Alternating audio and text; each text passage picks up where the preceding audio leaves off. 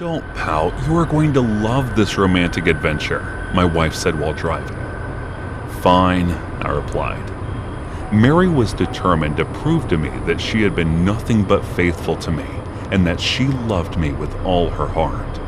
That was the reason she was taking me on some romantic adventure to God knows where. Well, to be honest, I don't trust her. I used to, but not anymore since the day I saw a man coming out to my house when she was alone. I never saw or caught her in action, but my instincts were telling me something was wrong. I'm not saying that she was cheating on me, but whatever she was hiding was making me even more doubtful of her.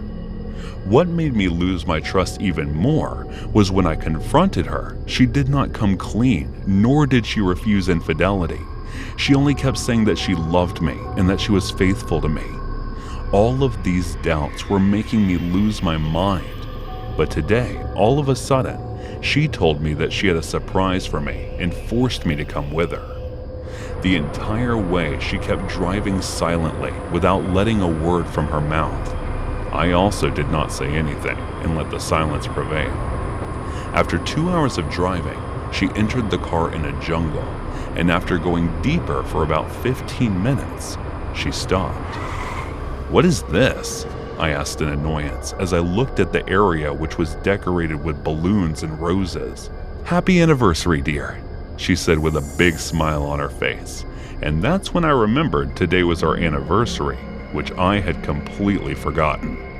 For some reason, as I looked around thinking what an excellent job she had done preparing this, I felt guilty for not even buying a gift for her.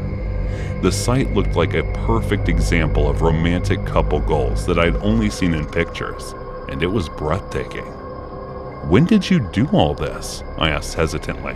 "I've been preparing this for over a month now, and there is still a huge surprise left for you," she said in a slow, flirty tone while wrapping her arms around my neck. I figured it must be something naughty, a sexual surprise she is referring to. Thinking of that made me blush. I guess I could forgive her for one day since she put so much effort to give me such an amazing surprise. She took out 2 glasses, poured my favorite wine into them, and handed one to me.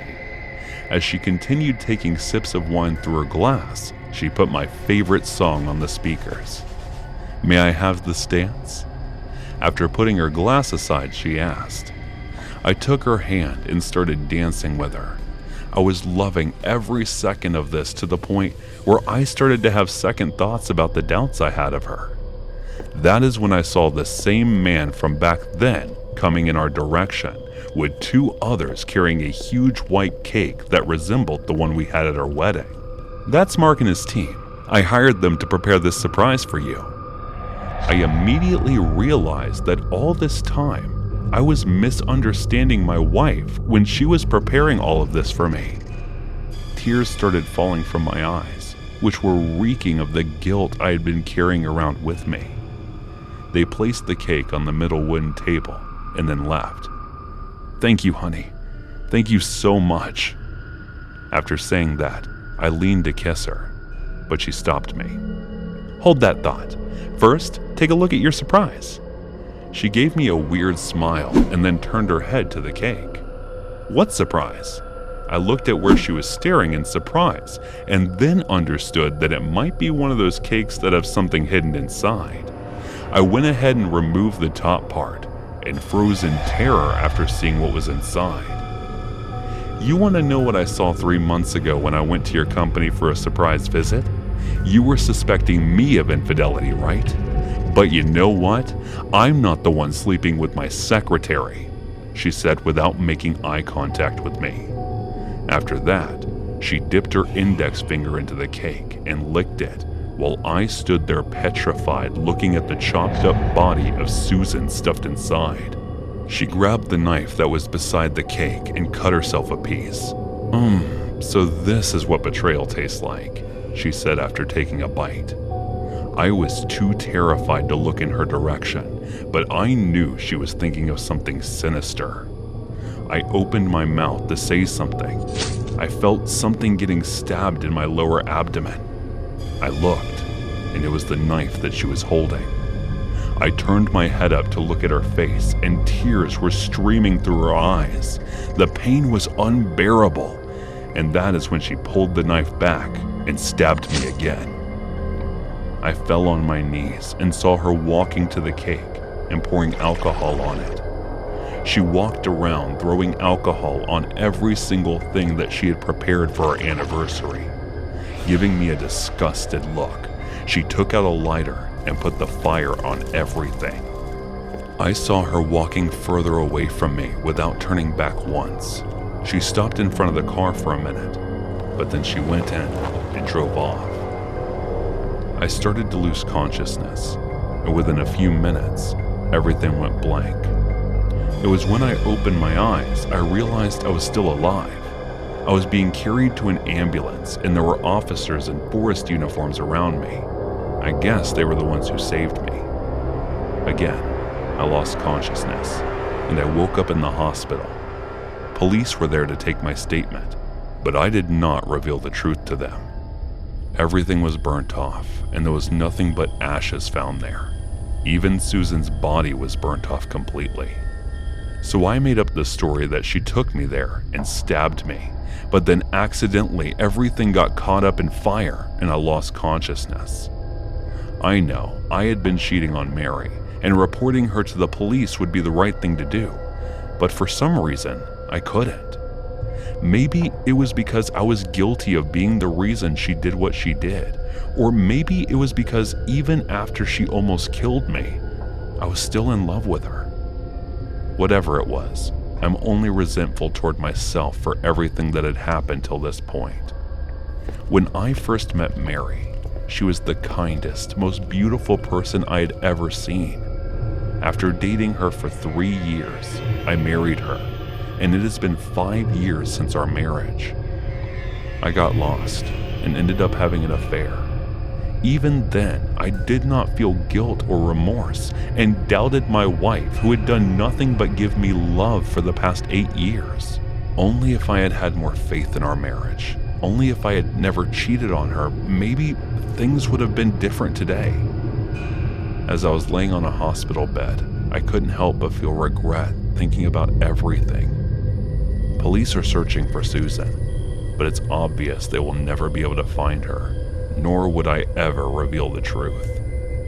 Maybe it's because I want to feel that Mary and I are even now. Doesn't matter if it's true or not. Hey guys, thanks so much for all the support. If you haven't subscribed to the channel yet, please feel free to do so.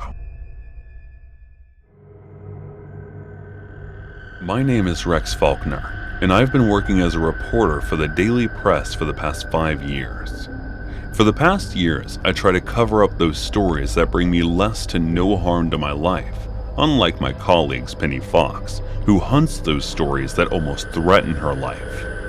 Looking at her seems like she wants to get killed, because each time she works on an even more dangerous story than the previous one. I don't know if it's because of her passion for work, craving for danger, or just her nice and cheerful personality, but I've deeply fell in love with her in these past few years. Looking at how the two of us fight like Tom and Jerry, my dignity hurts to admit it, but she is strong enough to even challenge a lion in its den. I'm secretly jealous of her at the same time. I admire her in my heart. There had been a new story she had been working on these days, which included a serial killer. 5 men have been murdered within the past 3 weeks, and several of their body parts had been missing without any traces. She was determined to find the scoop on this case at any cost, but for some reason, this case was making me feel uneasy.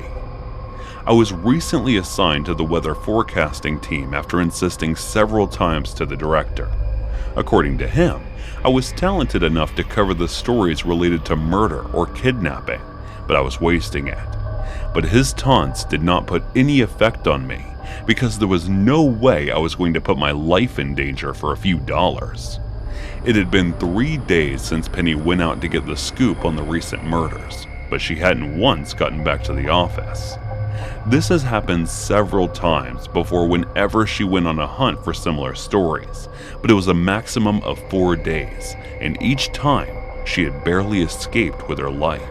But I had this eerie feeling that this time was different. For some unknown reason, I was scared as hell and worried for her life, which was rare for me because I trusted her skills enough to be assured that she would be safe. 2 more days passed and she still hadn't returned to the office. Even the director had started to get worried about her. We reported it to the police along with the fact that she had a tracker implanted in her right foot. The police started tracking it, and it led them to the woods outside the city. When the police informed us that a body was discovered, I felt as if my heart stopped beating for a few minutes. We ran to the location and found a girl's body with similar clothes to hers, whose face was cruelly disfigured so that no one can recognize her. But I recognized by a single glance that it was the girl I was madly in love with, who had now left me with no hope. A police searched her body thoroughly. Micro cameras were found on the buttons of the shirt she was wearing. They started searching for the chips that had the recorded footage and found them hidden in her shirt as well. I guess the murderer couldn't outsmart her even in her death. The footage was played, and in that, it seemed like she was following a woman carefully, which led her to enter an abandoned garage. She hid behind a car and observed the woman who had tied up a man there, whom she started to chop slowly. The next thing she did was shocking. I guess even Penny might have been startled by that. The woman started eating the flesh of the man she was chopping, like some beast. The scene was truly terrifying. We all could hear the gasping sound coming from Penny's mouth. The woman was carefully looking out for her surroundings, but all of a sudden, she stopped. It looked like she seemed to notice someone's presence. Penny still kept hiding because it looked like the woman had no idea where her location was, and the woman stood up. Penny activated her tracking chip because she had understood that there was a slim to no chance of her getting out of the place. Somehow, she managed to distract her and run out of there, but unfortunately for her, there was another woman outside on the lookout who caught her off guard. She put out a good fight against them, but the 2 cannibals outnumbered her and managed to knock her down. As they were crushing her head, I started choking and throwing up because it was too hard to watch. After performing the monstrous act, one of them remarked, "Such a waste. We can't even eat her since a woman's flesh does not bring us the orgasm we seek for. Let's just throw her in the woods. Animals would eat her." After saying that, they dragged her body into the woods and threw it. After watching the footage, the town was alerted of those women's pictures, and they still published the scoop she brought with her death. I could not help but feel as if my heart and will to live had died along with her. I was regretting the moment when I chose not to be her partner when I was getting offered. Maybe it might have saved her, or I might have saved her. More than anything, I was regretting letting her go, because now I had lost her forever. The hunt for those women started, and after 4 days of searching, they were finally arrested and isolated from other human beings. I wanted to go there and kill them, but I did not dare do so. I wasn't brave like Penny. Those women's identities were revealed, and their names were Martha and Agatha. The 2 of them were victims of sex trafficking, where they were starved for days, and that was when they ate their first victim who came to rape them. After that, they managed to escape. They had no money, nothing on them, so they could not afford food. So they started hunting men and feeding on them. Soon after that, they got addicted to human flesh and couldn't live without them. But they never killed or ate a woman. Penny was their first female kill since she found out about them. This stupid girl. She managed to surprise me even in her death. I turned to look at the director as he complimented Penny, with his eyes filled with tears.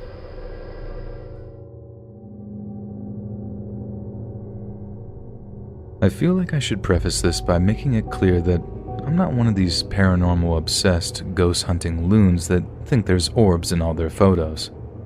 And when I tell you that one of my favorite TV shows is Penn and Teller's BS, where they debunk all those nonsense conspiracy theories and whatnot, I think you get an idea of what kind of person I am.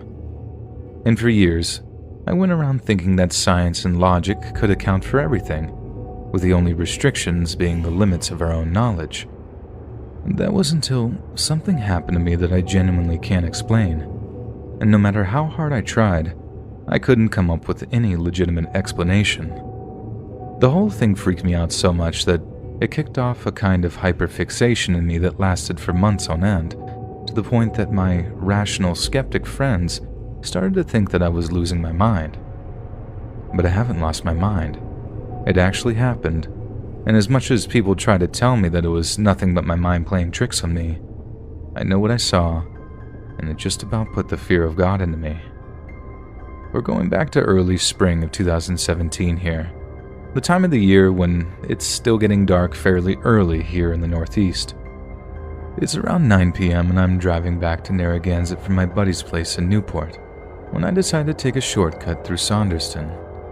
It's a drive I'd done like 100 times by that point. I felt like I could do it with my eyes closed at a push.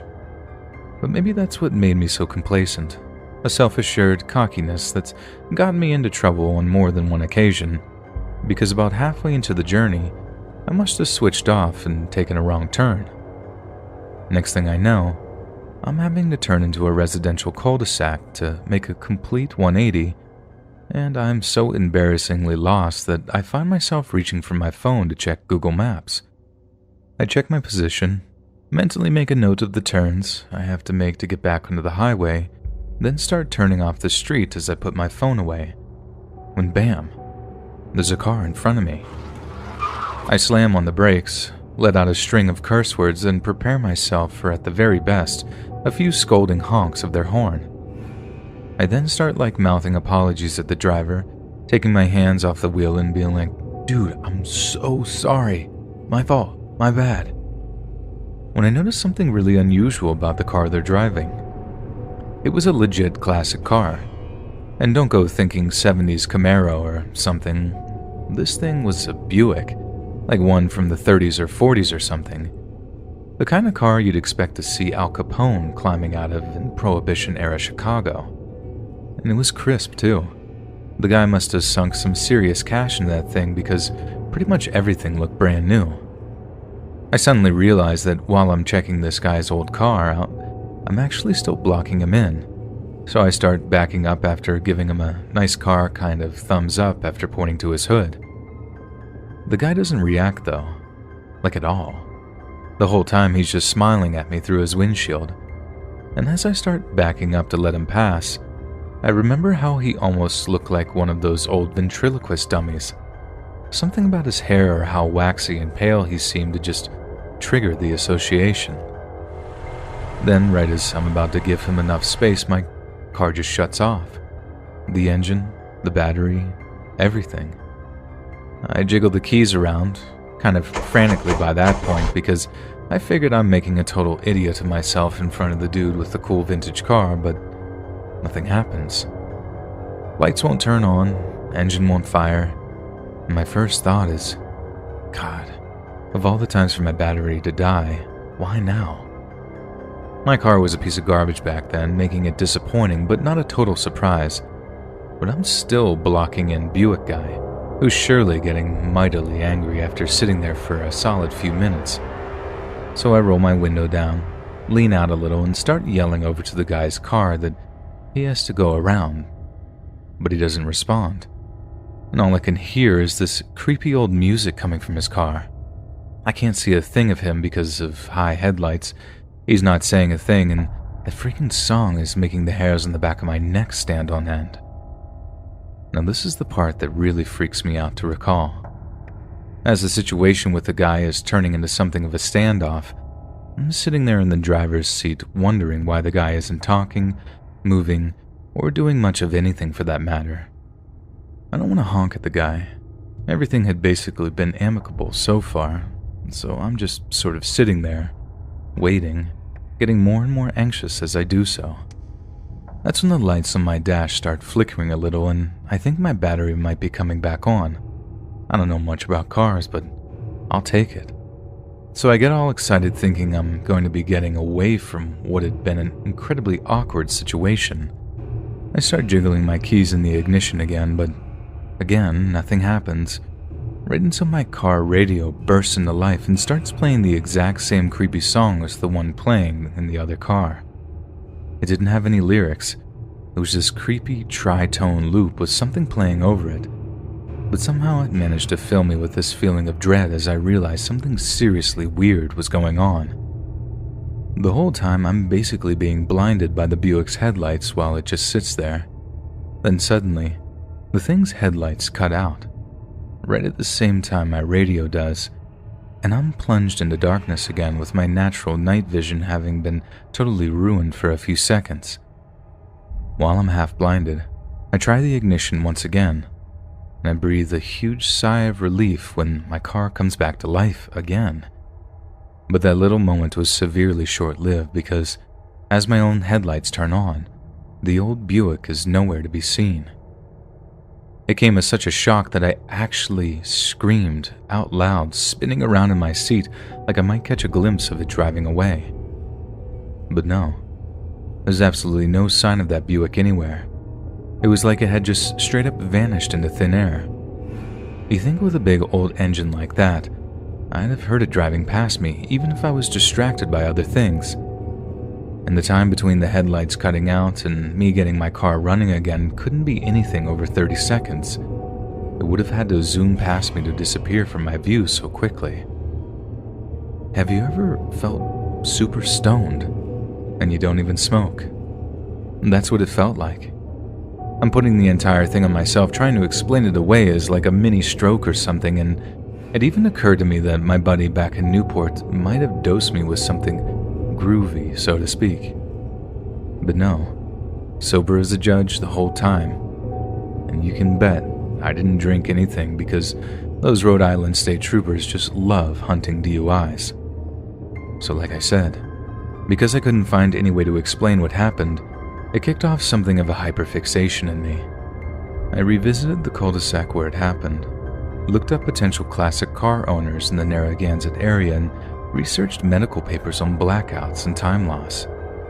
The latter had me convinced that I was suffering from syncopal attacks, basically when your heart doesn't pump enough oxygen to the brain, a pretty serious condition, so, as you can imagine, I was only too willing to pony up for a medical checkup. The doctor listens to my heartbeat and checks my blood pressure, then, without any further examination, declares there's nothing wrong with my heart. He did say that the blackouts can be caused by stress, but at the time, I wasn't particularly stressed about anything, so I ruled that out as an explanation.